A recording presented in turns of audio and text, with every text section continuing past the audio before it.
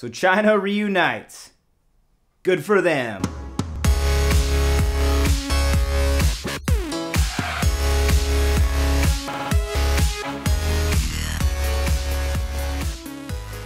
After the Han Dynasty ended, China had no central government for about 300 years. It was broken into 17 kingdoms, and those kingdoms continued to war and fight against each other. What? But then in 581 AD, a general by the name of Wendy takes over, declares himself emperor, and reunites China by force. Wendy calls himself emperor and starts to win battle after battle and establishes the Sui dynasty, which didn't last too long. Only about 37 years. Once Wendy died, his son Yang takes over. Yang wanted to increase the territory of China, so he enters into Korea and gets his butt kicked. Really? Really? And they get sent back to China. Yang didn't let that defeat get him down.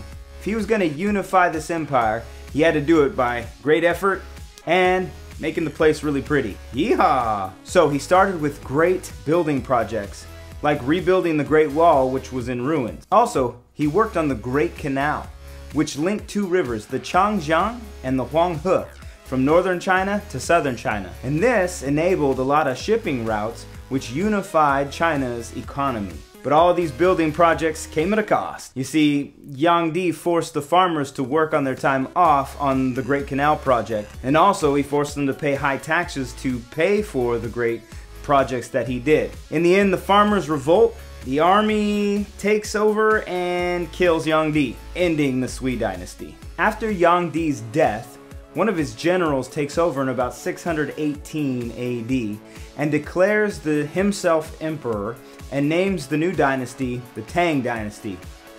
Not that Tang. The Tang dynasty rules for about 300 years. What made them great is they established a lot of government reforms. One such was the civil service exam, which made a test for anyone who wanted to work in the government. You see, those were the best jobs. They paid the most and took care of their workers. Before that, they would just have family lines sort of take over. Well, people knew this, and they would get a little lazy and not do their jobs well. This civil service exam only hired the very best of the best to work in the government positions, which strengthened the government. Emperor Taizong of the Tang dynasty also gave land to farmers, which completely stabilized the countryside. The Tang dynasty also had an empress named Wu. She's the only woman to rule the country on her own. During the Tang dynasty, China really began to show its control over Asia. They even went back into Korea and forced them to pay tribute. A tribute is money for me not to wipe you out. What? Problems began to arise, however. A people known as the Turks took over the Silk Road, which really stifled trade in China. Farmers once again began to revolt along with the Tibetan people, and the Tang dynasty collapsed in 907 AD. So for about 40 or 50 years, the Tang dynasty was just ruled by military leader after military leader until one of the Tang military leaders stepped up, declared himself emperor, and begun the Song dynasty. Now the Song dynasty was a time of prosperity and cultural achievement in China. Unfortunately, the Song dynasty didn't have a lot of soldiers, and so they lost a lot of the territory, including Tibet. Alright, so let's do a little recap of what we learned.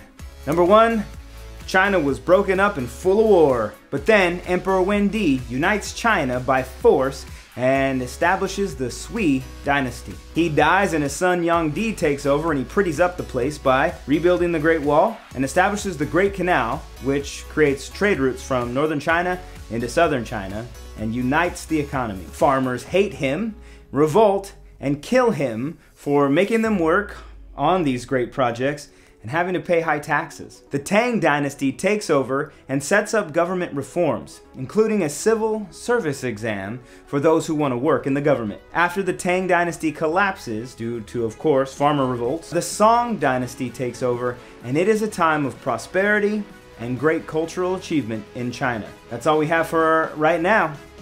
I'll see you next time. Peace out.